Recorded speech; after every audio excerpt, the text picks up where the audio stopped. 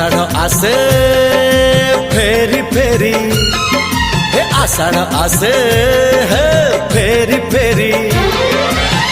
साधब आसुचिल सिंदूर बोईत धरी चोरी चोरी चोरी चोरी चोरी चोरी चोरी चोरी चोरी चोरी चोरी चोरी